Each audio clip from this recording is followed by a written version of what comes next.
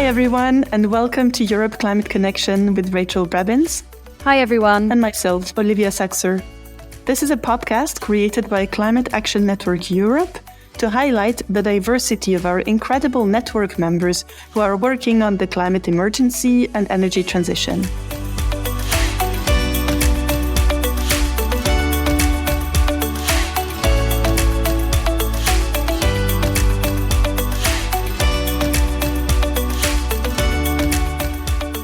And this episode is all about the money. We'll be finding out how we can stop funding climate chaos and make our euros that little bit greener.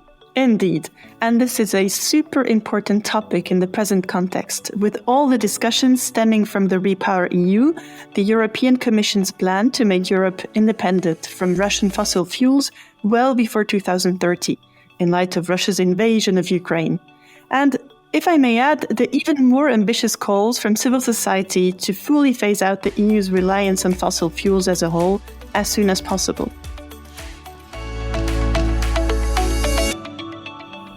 Absolutely, Olivia. At a moment when EU member states need to accelerate the energy and climate transition for phasing out their reliance on imported fossil fuels, how EU funds are concretely harnessed in member states is becoming even more critical, especially in those member states where EU funds represent a very large proportion of public investment. So here today we have Jonas Sonnenschein. So Jonas, you've been working on green budgeting for the past decade, and now you work for a Slovenian NGO called Umanotera. Could you please let us know what you do at Umanotera and what the main focus is?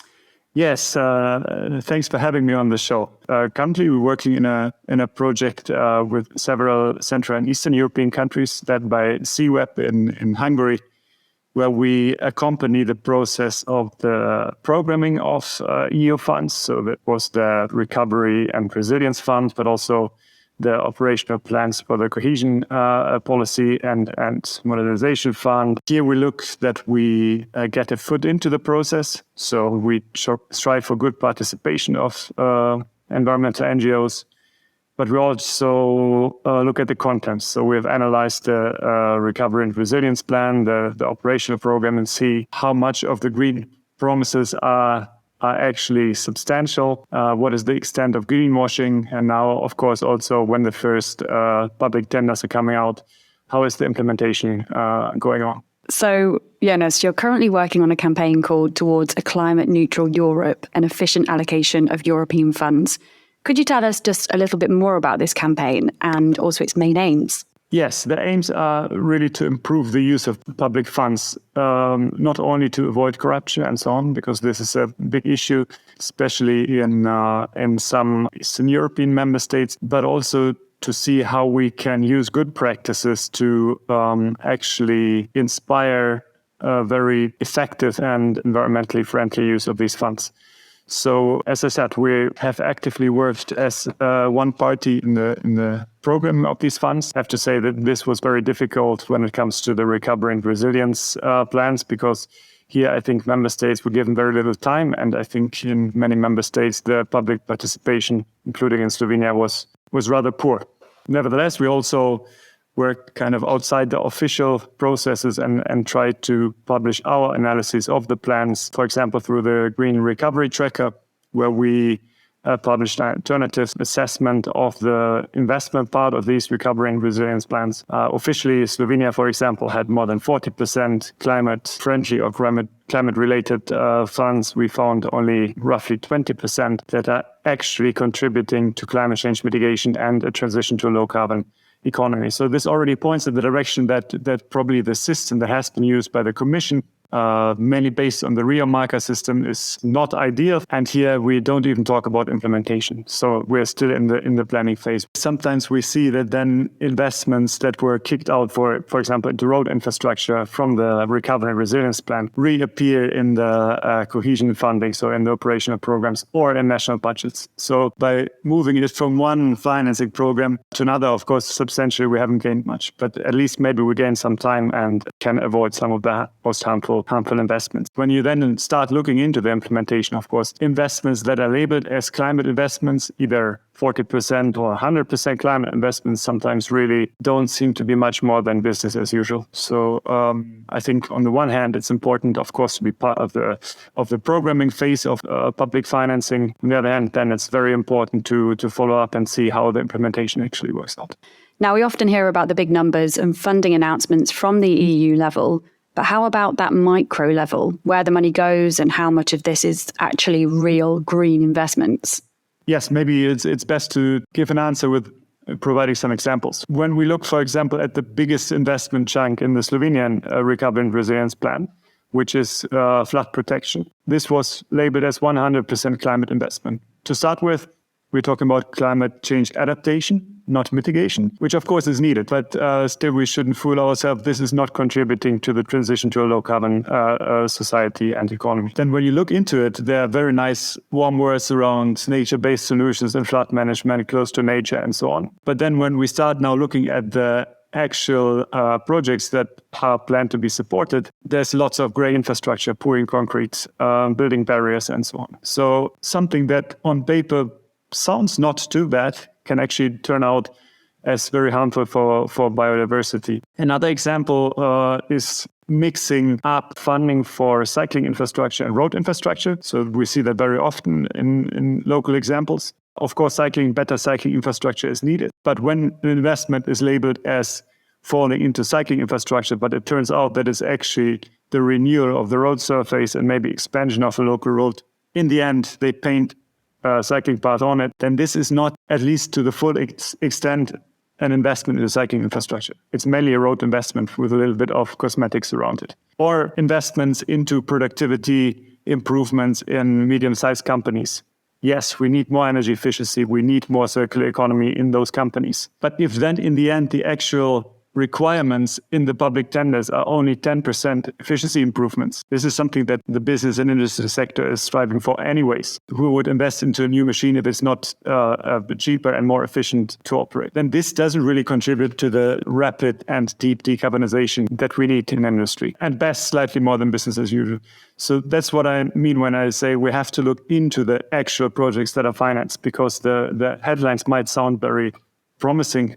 The details might then be slightly disappointing. So how do we stop that happening? How do we stop something that looks like a green investment on paper and reality it isn't? How do we stop that? Do we need different criteria?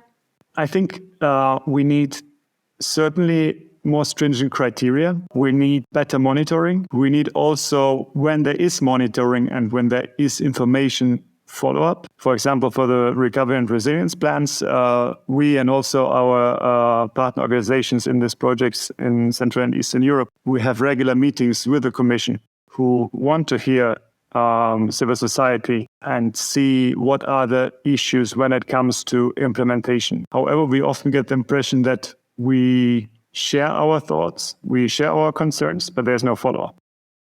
And do you have some examples in Central and Eastern Europe, also maybe more specifically in Slovenia, where those funds have had a positive impact on the decisions taken at the national level? Yes, I think the group of countries that is included in our collaboration, our project, is very much dependent on EU funds. So in some countries, they make up more than 50% of all public investments. While if we look at countries like the Netherlands, Denmark, Germany, and so on, that's a single-digit, small percentage, if at all. That's why also here maybe the Commission has a little bit more leverage to as what it should be invested. Especially if we look at the current situation with Repower EU, with the recovery and resilience plans, with the cohesion, there is lots of money available. And this is very important. It could be invested in upgrading the grids, could be invested into rolling out renewables massively, also in a very short time frame. So this is extremely, extremely important. Also, I would say that in the sector of railways, EU funds play a major role. Without the EU funds, I think many modernization projects, renovations of railway stations, or even expansions of the railway grid would not be possible, because it's extremely expensive to build new rail. This is never a profit business. So you need public finance for that, and you need lots of it. Here, EU funding is a clear enabler. When it comes to good examples, yes, of course, you find very specific good examples. You find great transport projects, you find great renewable projects, you find, for example, one very good practice that has been communicated a lot from Ljubljana, the capital of Slovenia, is the public-private partnership to renovate public buildings. So it's an ESCO model, an energy service contracting model, where the private partner provides some of the finance, the rest of the finance comes from EU funds and some public money, to then actually rapidly, in a very short time frame, energetically refurbish many public buildings, schools, kindergartens, swimming pools, libraries, and so on. And this has worked very well in a very short time frame. And this has been enabled by EU funding, clearly. And this is a good practice to also copy elsewhere. Of course, we always remain critical in these public-private partnerships. It's very important that also the public side defines the energy refurbishment to be very ambitious, so that it's deep energy retrofits, not just the stuff that pays. I think if you have the private partner to choose, then they would just go for a quick change of windows, doors. Those things are the cherry picking, basically, those things that pay off rather quickly. But I think in general, energetic refurbishment of public buildings, railways, EU funding has played a large role.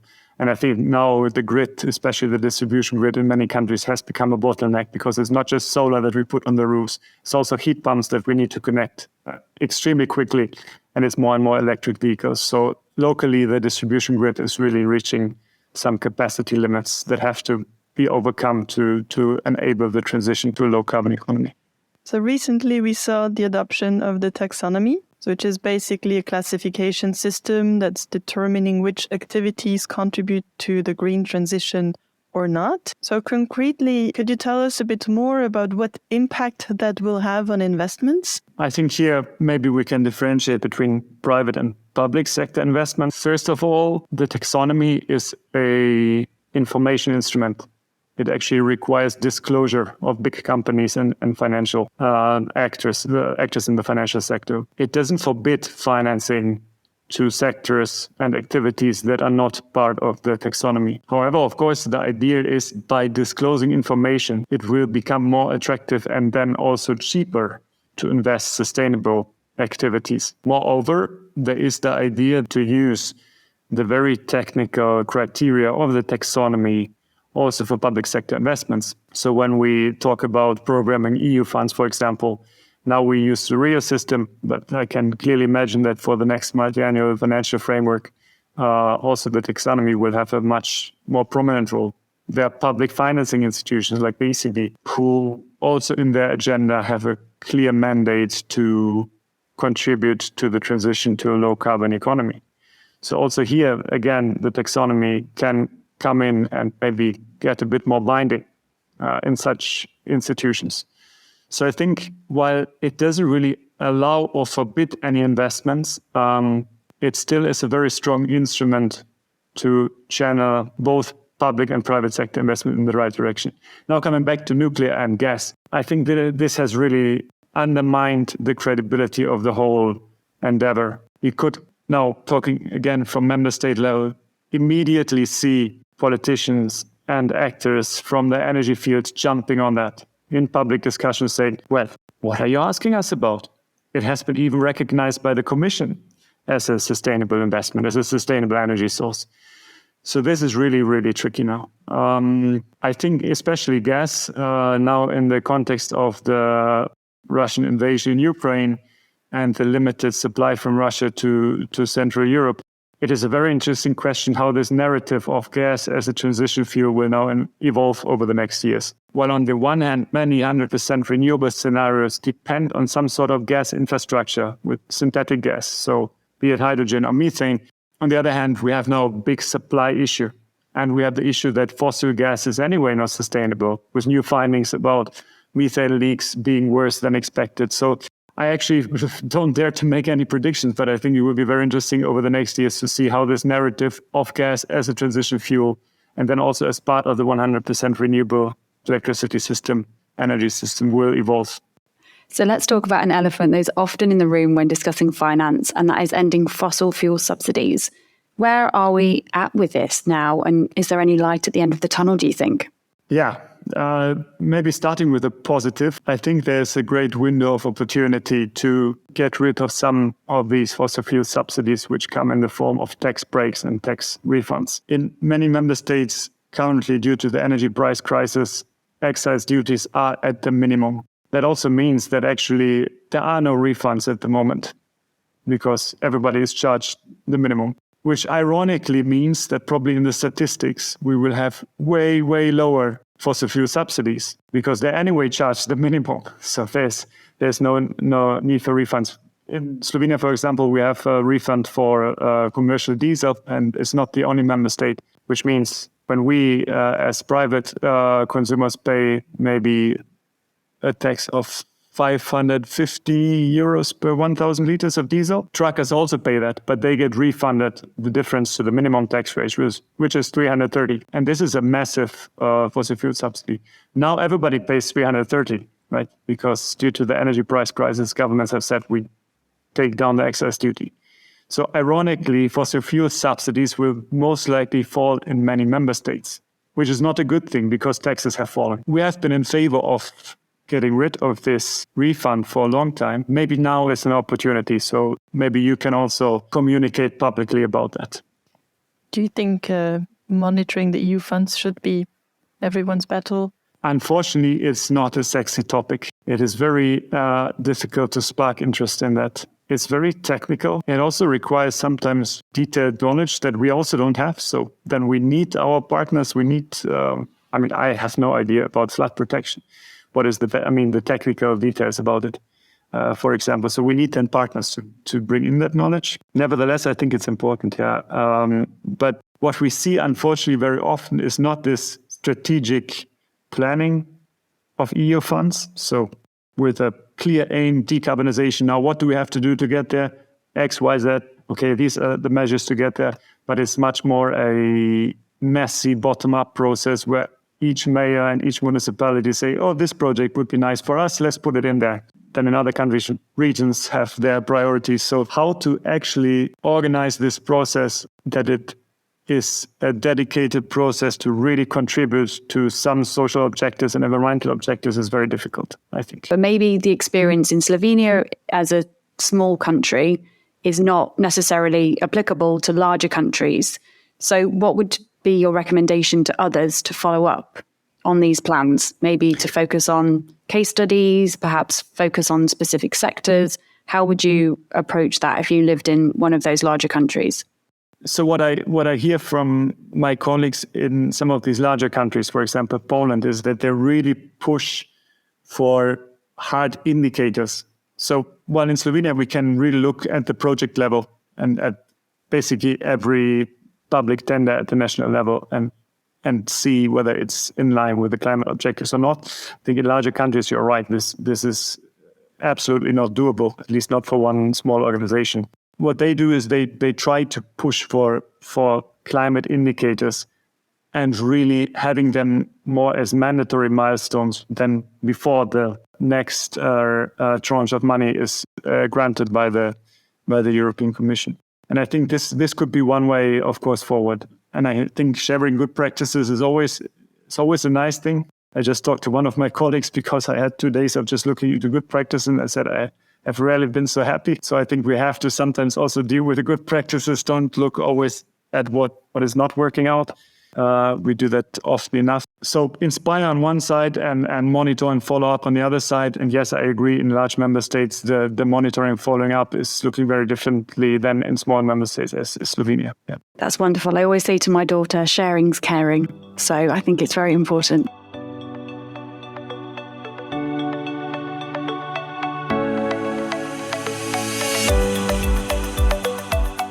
Thanks so much, Jonas. It's been great having you with us today and lots of food for thoughts. That brings us to the end of another episode of the Europe Climate Connection. Thanks for listening. We hope you can join us next time when we'll be discussing why we need a solar rooftop revolution.